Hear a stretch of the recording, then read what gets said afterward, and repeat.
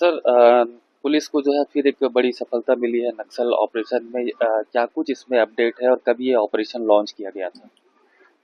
अबुझमाड़ के दक्षिणी क्षेत्र में, दक्षिणी अबुझमाड़ में और नारायणपुर और दांतेवाड़ा के बॉर्डर के क्षेत्र में नेंदूर, थुलथुली कावाड़ी के आसपास सूचना आई थी कि पूरी बस्तर डिवीज़न, जिसमें आमदई एरिया कमेटी भी आता है और इंद्रावती एरिया कमेटी के टॉप लीडर्स, टॉप नक्सल्स की वहाँ मीटिंग हो रही है, वहाँ पर एक जमावड़ा है। इस आसूचना पे सर्चिंग गश्त पे टीम्स निकली थी अलग अलग जगह से। दांतेवाड़ा डीआरजी थी, नारायणपुर डीआरजी थी, एसटीएफ, सारी टीम्स निकली थी 2 दिन पहले। और कल दोपहर से लगातार और ज़बरदस्त फायरिंग हुई है, एक्सचेंज ऑफ फायर हुआ है, मुठभेड़ हुआ है। देर रात तक मुठभेड़ जारी रही, सुबह भी सर्चिंग किया गया और अभी तक फाइनल अपडेट ये है कि कुल 31 नक्सलियों की बॉडी रिकवर हुई है, डेड बॉडी रिकवर हुई है। भारी मात्रा में हथियार रिकवर हुए हैं और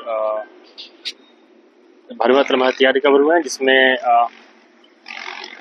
company number 6 Indravati area committee, Amdai area committee, east Bastar division के नक्सल लीडर्स, टॉप लीडर्स के होने की संभावना है। सर इसमें कितने पुरुष माओवादी, कितने महिला माओवादी और कितने की इनामी, ऐसा कुछ जो है शिनाख्ती और आंकड़ा जो है ये स्पष्ट हो? तो आंकड़ा में पहला आंकड़ा ही 31 है, जहाँ तक हथियारों का है बड़ी संख्या है। टीम अभी बाहर नहीं आई है तो एकदम स्पष्ट और एग्जैक्ट बताना मुश्किल है, लेकिन बहुत बड़ी संख्या में हथियार और गोला बारूद हमें बरामद हुए हैं। इनामी नक्सलियों का, जैसे अभी कुछ दिनों पहले भी एक ऑपरेशन हुआ था जिसमें एक SZCM हमने फरियादी में मारा था 25 लाख का। SZCM का रैंक जनरली 25 लाख का होता है। इस क्षेत्र में भी इंट था 2 SZCM का। शिनाख्ती अभी हम कर रहे हैं, कंफर्म करके बताएंगे। अभी तक वो शिनाख्ती का कंफर्मेशन नहीं आया है, लेकिन यहाँ पर भी 2 SZCM के होने की इंटेलिजेंस थी और अभी तक बॉडीज वापस नहीं आई है, टीम्स वापस नहीं आई है। जब वापस आएंगे तो करेंगे। वो SZCM 25 लाख के इनामी होते हैं। बाकी जिस तरह से हथियार मिले हैं, बड़ी संख्या में DVCM और SZCM रैंक के लोग हो सकते हैं।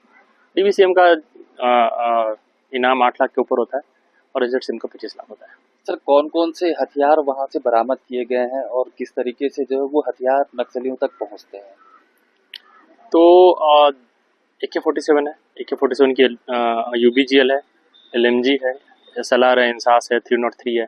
इसमें से कुछ 3-4 भी हैं और इसके अलावा 315 है, 12 बोर है, अन्य हथियार है, BGL लॉन्चर है। भारी मात्रा में हथियार मिले हमें, बड़ी जमावड़ा थी।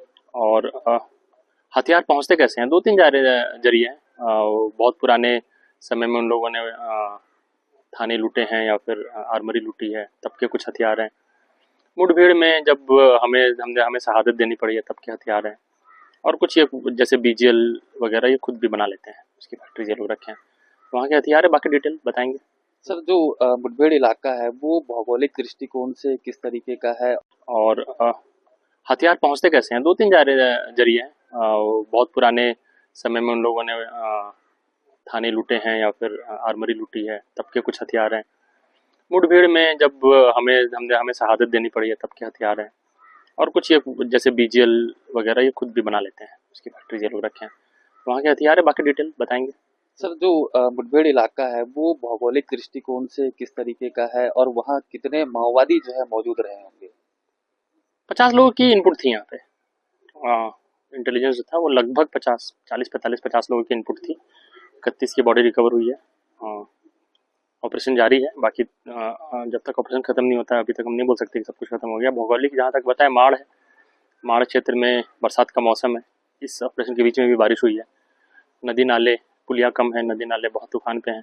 सबको क्रॉस करके जवान पहुँचे हैं और 2 दिन का एक ऑपरेशन चलाया है, जो अभी जारी है। तो उस हिसाब से भौगोलिक परिस्थिति कठिन तो है। सर ये जो नक्सल ऑपरेशन है ये कितने महत्वपूर्ण है और इसका फल जो है किस तरीके से जो है लोगों को मिलेगा? नहीं, महत्वपूर्ण तो बहुत सारे तरीकों से। एक तो होता है मोमेंटम, आदत, सफलता की आदत बनानी चाहिए। तो बस्तर ने, सभी जिलों ने मिलकर, बस्तर के 7 जिलों ने सफलता की आदत बनाई है। और दूसरी चीज़ है कि एक के बाद साथ में लड़ रहे हैं, एक दूसरे के साथ लड़ रहे हैं, एक के बाद एक सफलताएं मिल रही है। और नारायणपुर के लिए बहुत विशेष महत्व है। ये जो ईस्ट बस्तर डिवीज़न है, कंपनी नंबर 6 है, इसने बहुत परेशान किया नारायणपुर को।